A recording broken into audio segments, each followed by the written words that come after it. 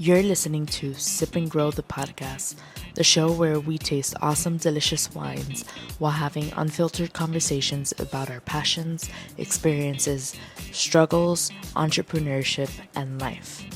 My name is Nicole Di Pasquale, and I'm a wine enthusiast just trying to pursue her passions and dreams while taking you on the journey with me, one episode at a time.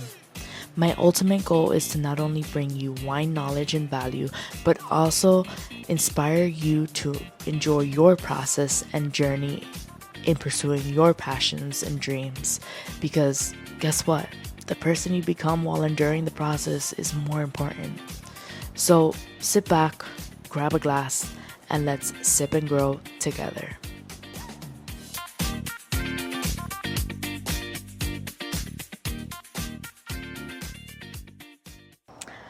Hello guys, and welcome back to another episode of Sip and Grow the podcast with me, your host, Nicole Di Pasquale.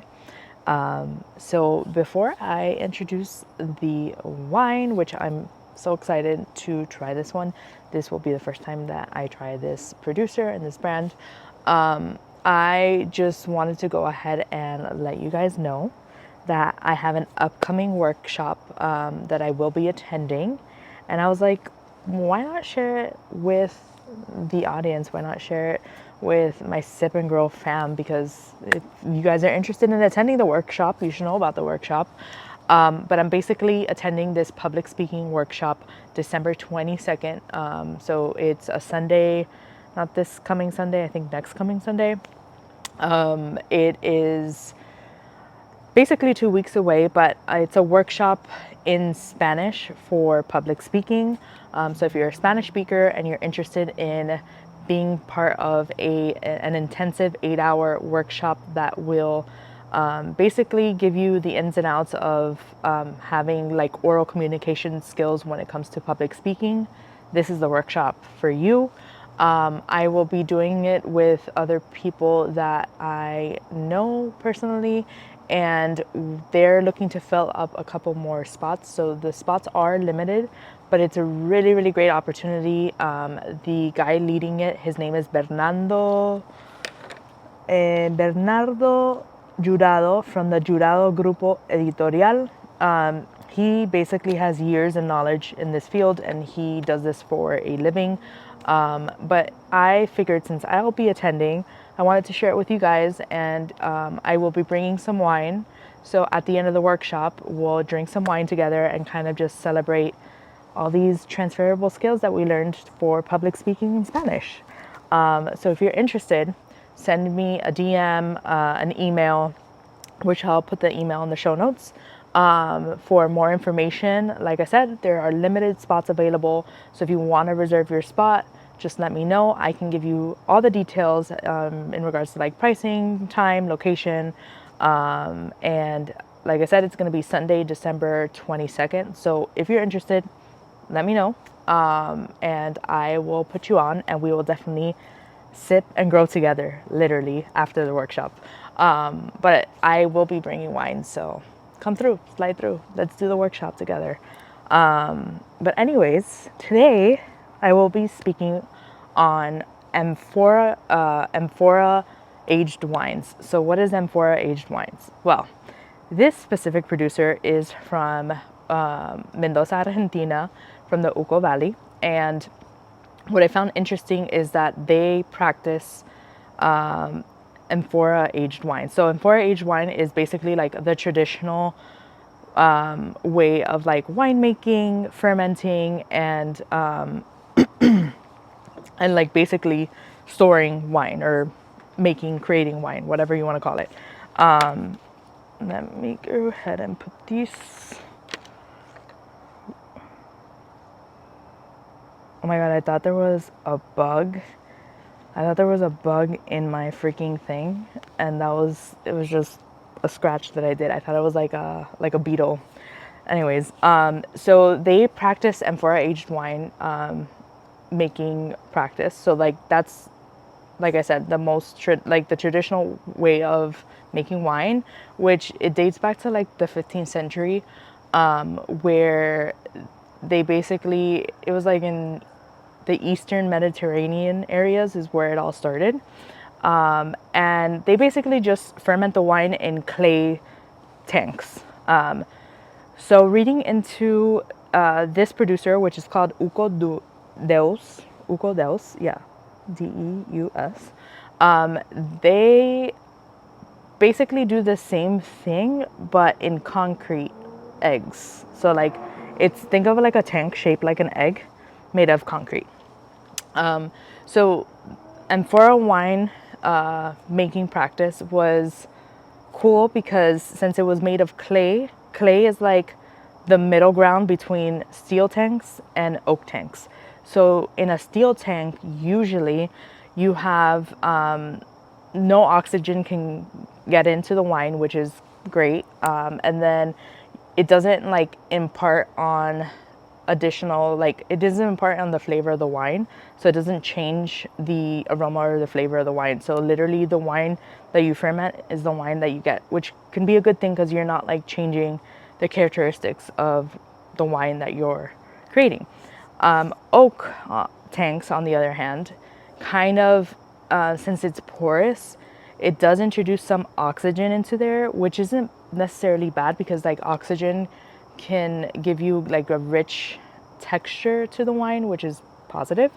But it also does, like the tannins within the oak can impart the aromas and flavors of the wine. So like sometimes that might be a little too harsh for what you're going for, depending on like the style of wine that you are making. But I would say clay is basically like a combination of the two. So like a clay tank is porous like oak, where some oxygen will get in, but it's like the stainless steel tank because it doesn't impart any additional flavors to the wine because there's like no flavor from the clay to like add to the wine basically, or to come through in the wine. And it's the same thing for concrete. So like this one specifically is made in concrete tanks, or fermented in concrete tanks, and also aged in concrete tanks, and it's shaped like an egg. The egg shape is actually positive because what it does, it helps the lees in the wine circulate consistently. So lees are basically particles leftover particles from when the wine is done fermenting. It kind of like the leftover particles drop to the bottom, and like that's what's considered the lees, dead yeast cells if you want to get nasty and specific with it. But with the shape of this concrete vat, like being in an egg form, what that does, it helps circulate those lees, basically, essentially breaking down those particles so that you don't have a lot of particles left when it comes down to bottling the wine. So particles don't really do anything. Like there's a lot of winemakers, especially low intervention winemakers and natural winemakers, that don't really like filter. They don't like filtering their wines because a lot of winemakers might filter the wine to get rid of these lees or rid of these particles. But if you're on the low intervention winemaking side or the natural winemaking side, usually they don't filter their wines, which in this case, this is a high altitude wine, low intervention winemaking wine, and we love that. I honestly was just curious because the bottle caught my attention. So there's like this, I had it in the fridge to kind of chill it fast. So it's sweating out here, but it's fine. It's fine. There's like this lady in the front, which is funny because there's a description of her. Her name is Elvira, and it says, Elvira is a woman of integrity and noble heart. Her body bears the traces of her work, and her skin the mountain sun. She is responsible for walking the rows, choosing the best of each vine for a wine of true excellence. And then it just tells you estate bottled. The producer is called Uco Deus. Estate bottled, Ugo Valley, Mendoza, Argentina, high altitude wine, low intervention. All the things I like. So this is a red blend. Specifically, it's made up of 70% Cabernet Franc, 10% Malbec, and 20% Petit Verdot. It's a 2020 vintage, so we're just gonna go ahead and open it up and give it a try because that's why we're here. We're here to try this out. I'm a little nervous because if you look at this top is is basically wax. It's a wax top, so we're just gonna stab it. Oh, that was actually easier than I thought it would be. This is suspicious. Okay, this is too easy. What's going on? I literally came off clean. Like, what? Is this magic? Am I in another dimension? What's happening? We're just gonna put those wax particles over there. I feel like I should take off the whole wax, right? Like I feel like I don't want any of that going into the wine when I pour it. You know, we don't want to drink wax. Do you want to drink wax? I don't want to drink wax. What is wax? Is it an illusion? Maybe, possibly. Honestly, I got this wine. I was shopping at Graziano's. That's where I shop for when I need yerba for my mate. And we're just gonna do a little line here, like a little knife insertion. I usually buy yerba if I'm gonna make empanadas, and I'm not gonna make homemade. What is it called? Masa? How do you like the homemade breading or? Yeah, I don't. The homemade like outside part of an empanada, I usually buy it pre-made, and then just make the filling at home because it's just faster. I'm really having a difficult time with this. You know what? We're just gonna leave it. We're gonna leave it. It's gonna be great. It's gonna be great. So I was buying like empanada tapas. I was also making a quiche, so I was buying like the masa for the quiche, and then what else did I buy that day? I bought yerba, the empanada tapas, the tarta, and as I always do, went to the wine section. I was curious. Usually though, like I'm not gonna lie, love Graciano's, but like their wines are great wines, but they're a little bit on the pricey side. Like I can get the same producers in other areas, in other stores, and it's like for a cheaper price, low key. But I was very curious because I had seen this bottle there already 3 times. This was the 4th time I saw it, and I was like, you know what, it's meant for me to get it because I'm just curious. I saw high altitude wine, low intervention winemaking, and I was like, yeah, we're gonna bring this on the pod. So it cost me $33.99. It's a hefty price, but cool story. Love the producers. I'm excited to try this one, and their other wines honestly look like legitimately look delicious as well. They don't really have a website. They're a little bit more advanced in the sense of like maybe their owners are Gen Z. I don't know. They're advanced in the sense of like they just have social media and all their information is on their social media. So on their Instagram page, you can find all the information about each of their wines and kind of like who they are. They don't really have like a website, which honestly at this day and age, like I don't really care. Like I think it's just easier to go on an Instagram and like find out your story that way. But it would be cool to have like a little website with all the information and just in case you want to buy the wine there. But anyways, let's go ahead and try this wine out. So immediately I love the color. It's like more on the burgundy red side of things. Yeah, and it kind of has like a nice garnet trim to it, which it is a 2020 vintage. So I feel like this is the perfect time to drink this wine, just because of the grapes that are in it. Ooh, I'm smelling like, so this one was aged 8 months in the concrete tank. There's another one that I came across on their page that is aged in oak. So not all their wines are aged in the concrete eggs, but this one's particularly was aged in that. I'm kind of smelling like, it's so weird because it kind of smells like it was in an oak barrel, but it wasn't. I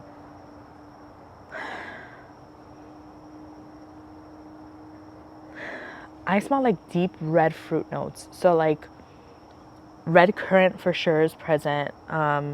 Cherry, even like pomegranate is coming through. And then there's like a spiciness to it that I don't even, what is this spiciness that I'm sensing?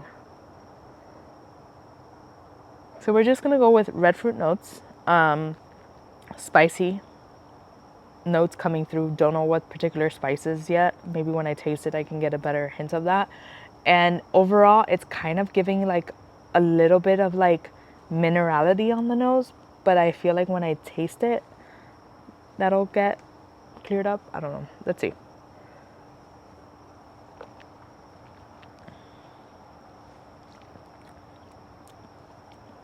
Wait.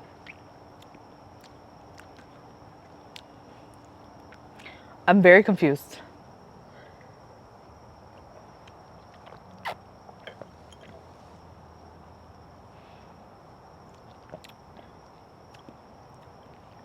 Okay, so the red fruit notes super present. It is tannic, so there are tannins present. And it's so crazy because like it's like soft tannins, right? So like, because then the tannins are present, they're there, they sit on your tongue for a little bit, but then when you like swallow the wine, it goes down smoothly. So I'm confused because it's like goes down smoothly like a Malbec does, but when you initially drink it, the tannins present kind of almost makes you feel like you're drinking a Chianti Classico, which I'm confused because that's weird, right? I don't like. I mean, it's not a bad thing. It's just I'm shooketh. I'm genuinely surprised. For sure, medium bodied. I love that the body is kind of like it's a well structured. It has a well structured body because it's almost like as bold as a Cabernet Franc. But then it has. I feel like the tannins are coming through from the Petit Verdot, and then it's like the smoothness, like the way it goes down smoothly is from the Malbec. So my rating for this wine would probably be a 7.5 out of 10. The only reason why I'm giving it a 7.5 out of 10 is not because it's bad, because I think it's very, very good. And honestly, like I feel like you, like it definitely feels like there was a lot of work put into this wine, and it feels like very clean, natural wine. Like it doesn't feel like anything was added to it, which obviously it's not because that's not their style of making wine. But my rating is at a 7.5 just because I feel like the price point is a little high for what it is and from where it comes from. But that's just me personally. That's how I feel about it.